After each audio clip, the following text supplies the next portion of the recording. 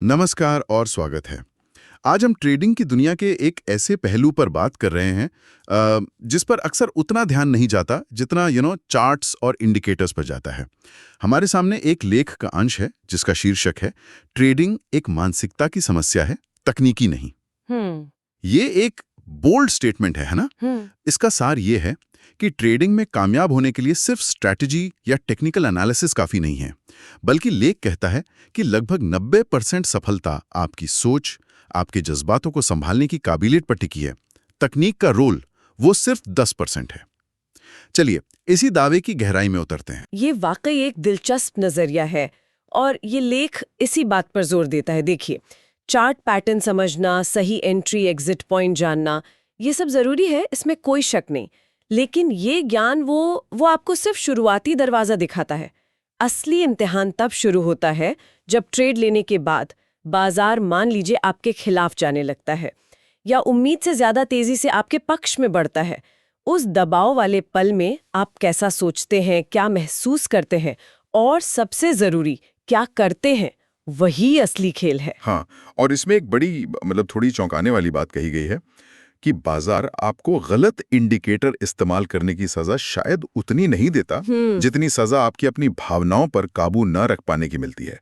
जैसे थोड़ा नुकसान होते ही डर के मारे ट्रेड काट देना, या थोड़ा मुनाफा देखकर लालच में ज्यादा देर रुक जाना, या फिर बेसब्र होकर गलत समय पर कूद पड़ना।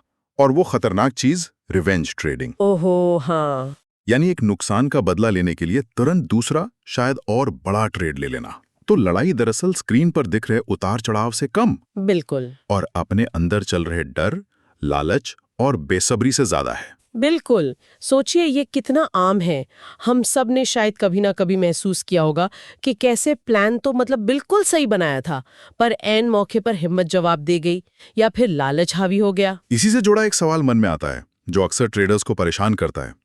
मान लीजिए दो लोग हैं और दोनों एक ही रणनीति इस्तेमाल कर रहे हैं, वही चार्ट, वही सिग्नल, वही स्टॉप लॉस की जगह, सब कुछ एक जैसा। फिर भी अक्सर ऐसा क्यों देखने को मिलता है कि एक मुनाफे में रहता है और दूसरा लगातार नुकसान उठाता है?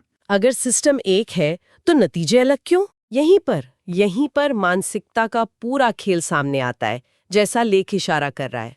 पहला ट्रेडर जो मुनाफे में है, हो सकता है कि वो अपने बनाए नियमों पर टिका रहता है। उसने जो तय किया कि यहाँ एंट्री लेनी है, यहाँ स्टॉप लॉस लगाना है, इतना रिस्क लेना है, वो शांति से उसी पर अमल करता है। चाहे बाजार में थोड़ी हलचल क्यों ना हो, वो भावनाओं को अपने फैसलों पर हावी नहीं होने देता। डिसिप्लिन। हाँ, अनुशासन। और दूसरा ट्रेडर, उसके पास भी वही जानकारी, वही सिस्टम है, लेकिन जैसे ही ट्रेड थोड़ा सा नुकसान में जाता है, उसका दिल तेजी से धड़कने लगता है। डर उस पर हावी हो जाता है। वो सोचता है, अरे कहीं ज्यादा नुकसान ना हो जाए, और अपने तय स्टॉप लॉस पॉइंट से पहले ही घबराकर ट्रेड से बाहर निकल जाता है। हाँ, ये होता है। या फिर अगर ट्रेड मुनाफे में है तो लालच जाग जाता है, शायद और बढ़ेगा, थोड़ा और रुक जाती हूँ।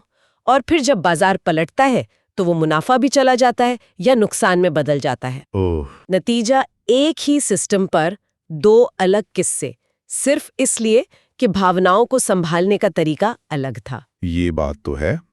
इसका मतलब ये हुआ कि बहुत से लोग, खासकर जो नए ट्रेडर्स हैं, वो एक होली ग्रेल यानी एक ऐसे जादुई सिस्टम या इंडिकेटर की तलाश में रहते हैं जो कभी फेल ना हो। हाँ, वो खोज चलती रहती है। लेकिन ये लेख तो कह रहा है कि सिस्टम चाहे कितना भी अच्छा क्यों ना हो, असली जादू ट्रेडर के दिमाग में है। बिल्कुल। जब तक ट्रेडर अनुशासन से बिना भावनाओं में बहे उस सिस्टम को लागू नहीं कर सकता, तब तक कोई भी सिस्टम काम नहीं करेगा। शायद इसीलिए जो मंझे हुए ट्रेडर्स होते हैं वो नए इंडिकेटर खोजने से ज्यादा अपनी भावनाओं को समझने, उन पर काबू पाने और एक डिसिप्लिन रूटीन बनाने पर ज्यादा मेहनत करते हैं। आपने बिल्कुल सही पकड़ा।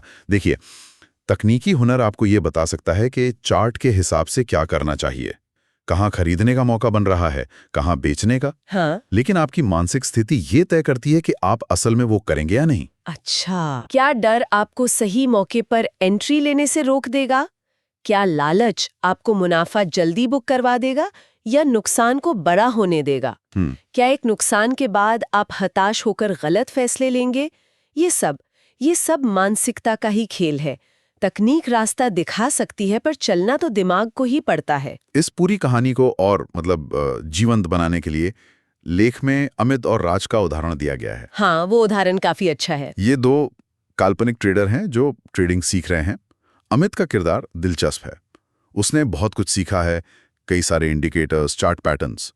वो तकनीकी रूप से सही सेटअप पहचान भी लेता है और एंट्री भी ले लेता है।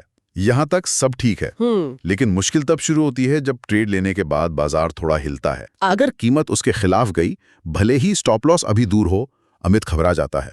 उसके मन में नुकसान का डर बैठ जाता है और वो जल्दी से ट्रेड बंद कर देता है। अरे बाप रे। नतीजा ये होता है कि या तो वो छोटे मोटे नुकसान में निकलता है, या फिर अगर थोड़ा मुनाफा बन रहा हो तो उसे भी जल्दी समेट लेता है। बाद में जब वो देखता है कि अगर वो टिका रहता तो कितना बड़ा मुनाफा हो सकता था, तो उसे और निराशा होती है। हाँ, ये तो फ्रस्ट्रेटिंग होता होगा। और अगर उसे सच में नुकसान हो जाए तब क्या? तो फिर वो बदला लेने के मूड में आ जाता है। अच्छा, वो रिवेंज ट्रेडिंग। हाँ, सोचता है इस नुकसान की भरपाई करनी ही होगी। इस चक्कर में वो शायद अपने रिस्क मैनेजमेंट के नियम तोड़ देता है, ज्यादा बड़ा ट्रेड ले लेता है, या फिर हड़बड़ी में बिना सोचे समझे कोई भी ट्रेड पकड़ लेता है। वो लगातार अपनी स्ट्रैटेजी भी बदलता रहता है। आज ये इंडिकेटर, कल वो। उसे लगता है कि सिस्टम में ही कोई कमी है। ओहो, मतलब वो बाहरी चीजों में कमी ढूंढ रहा है। बिल्कुल। और इसका अंजाम, धीरे धीरे उसका ट्रेडिंग अकाउंट खाली होता जाता है और उसकी फ्रस्ट्रेशन बढ़ती जाती है। वो शायद बाजार को या अपने ब्रोकर को दोष देता है, ये समझे बिना कि असली समस्या उसकी अपनी भावनात्मक प्रक्रियाओं में है। ये कहानी बहुत जानी पहचानी सी लग रही है कई ट्रेडर्स के लिए। अब इसकी तुलना राज से करते हैं। राज भी सीख रहा है, लेकिन उसका तरीका अलग है। वो शायद बहुत जटिल रणनीतियों के पीछे नहीं भागता। मान लीजिए वो एक साधारण सा सिस्टम इस्तेमाल करता है, जैसे मूविंग एवरेज क्रॉसओवर, जहां बस दो लाइनों के एक दूसरे को पार करने पर ध्यान देना होता है। कुछ सीधा साधा। सिंपल। लेकिन राज की असली ताकत उसकी सोच में है। उसने इस सच्चाई को स्वीकार कर लिया है कि ट्रेडिंग में हर ट्रेड जीतना नामुमकिन है। नुकसान इस खेल का हिस्सा है। ये एक्सेप्ट करना ही बड़ी बात है। बहुत बड़ी बात। इसलिए वो अपने बनाए नियमों पर अटल रहता है। कितना स्टॉप लॉस रखना है, हर ट्रेड में कितना पैसा लगाना है। Position sizing.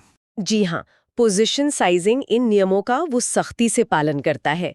अगर बाजार में उसके सिस्टम के हिसाब से कोई सही मौका नहीं दिख रहा, तो वो शांति से इंतजार करता है। उसे हर वक्त ट्रेड में रहने की बेचैनी नहीं होती।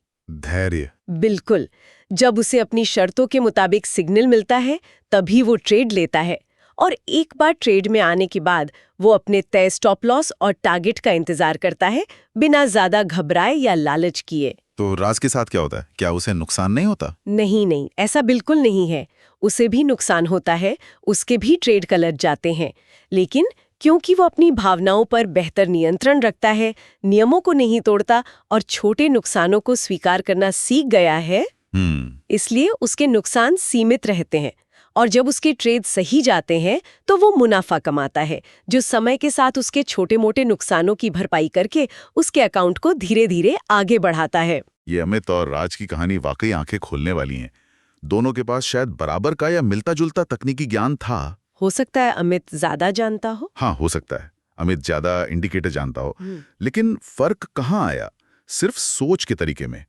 राज की ठंडी, अनुशासित सोच उसे कामयाब बना रही थी, जबकि अमित की गर्मजोश, भावनाओं में बहने वाली सोच उसे डुबो रही थी। और ये सिर्फ ट्रेडिंग की बात नहीं है ना?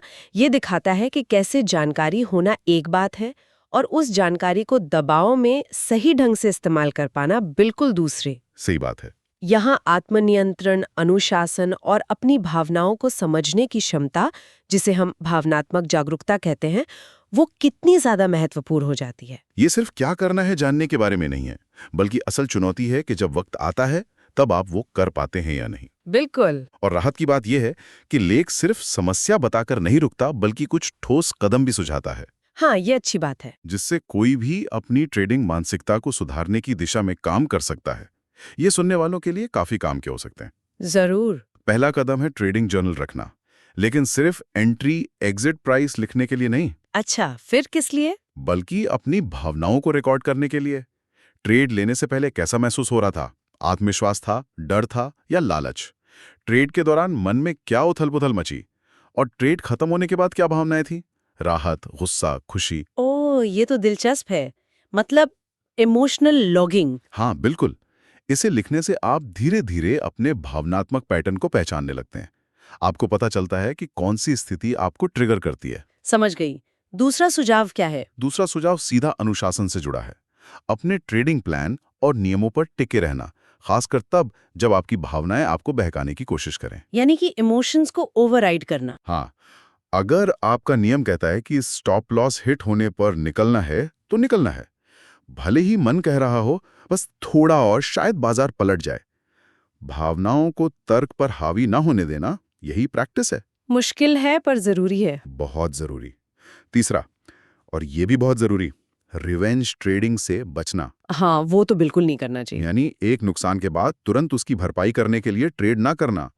ये बहुत स्वाभाविक मानवीय प्रवृत्ति है, लेकिन ट्रेडिंग में ये घातक हो सकती है। अगर आपको बड़ा नुकसान हुआ है या आप बहुत ज़्यादा भावुक महसूस कर रहे हैं, तो सबसे अच्छा है कि स्क्रीन बंद करें, थोड़ी देर के लिए बाजार से हट जाएं। ब्रेक लेना। हाँ, ब्रेक लेना। शांत दिमाग से वापसी करना हमेशा बेहतर होता है। ठीक है। चौथा बिंदु। चौथा बिंदु है धैर्य का। अगर बाजार में आपके सेटअप के हिसाब से कोई साफ मौका नहीं दिख रहा है, तो जबरदस्ती ट्रेड ना करें। फोमो यानी फेयर ऑफ मिसिंग आउट से बचना। एग्जैक्टली। कई बार सिर्फ किनारे बैठकर इंतजार करना ही सबसे समझदारी का काम होता है। इसे हाथों पर बैठे रहना भी कहते हैं। सिर्फ इसलिए ट्रेड करना कि कुछ तो करना है, अक्सर नुकसान का सौदा होता है। सही मौके का इंतजार करने का इनाम मिलता है। बिल्कुल सही। और आखिरी सुझाव? और पांचवा सुझाव है, हर ट्रेड लेने से पहले एक छोटा सा पॉज लेना। शायद कुछ गहरी सांसें लेना, अच्छा। या अगर संभव हो तो 1-2 मिनट का ध्यान मतलब मेडिटेशन करना। इसका मकसद सिर्फ दिमाग को थोड़ा शांत करना है, ताकि आप भावनाओं के ज्वार में बहकर नहीं बल्कि सोच समझकर फैसला ले सकें। ये सारे ही कदम बहुत प्रैक्टिकल लगते हैं। हाँ, बिल्कुल। तो इस पूरी बातचीत का निचोड़ क्या है? लेख की एक लाइन मुझे लगता है सब कुछ कह देती है। बाजार आपको नहीं हराता, आपकी भावनाएं हराती हैं। खुद पर काबू पाए और चार्ट्स आपके पीछे चलेंगे। वाह। यानी कि अगर आप अपने अंदरूनी दुश्मन, डर, लालच, बेसब्री को साधना सीख लें, तो बाहरी दुश्मन यानी बाजार का उतार चढ़ाव उतना मुश्किल नहीं लगेगा। और तकनीकी विश्लेषण तब ज्यादा असरदार हो जाता है। ये सच में सोचने वाली बात है। अगर ट्रेडिंग जैसी गतिविधि में जहां आंकड़े, चार्ट्स और तर्क का इतना बोलबाला लगता है, वहां भी हमारी सफलता इतनी ज्यादा हमारी अंदरूनी दुनिया, हमारी भावनाओं और हमारी सोच पर निर्भर करती है। तो ये सवाल उठता है कि जीवन के बाकी हिस्सों में, हमारे काम में, हमारे रिश्तों में, हमारे बड़े लक्ष्यों को पाने में, हाँ, क्या वहां भी ये अंदरूनी लड़ाई, ये आत्मनियंत्रण और भावनात्मक समझ उतनी ही निर्णायक भूमिका निभाती है? शायद सफलता का रहस्य चार्ट्स और रणनीतियों से ज्यादा हमारे अपने मन को साधने में छिपा है। इस पर जरूर सोचा जा सकता है।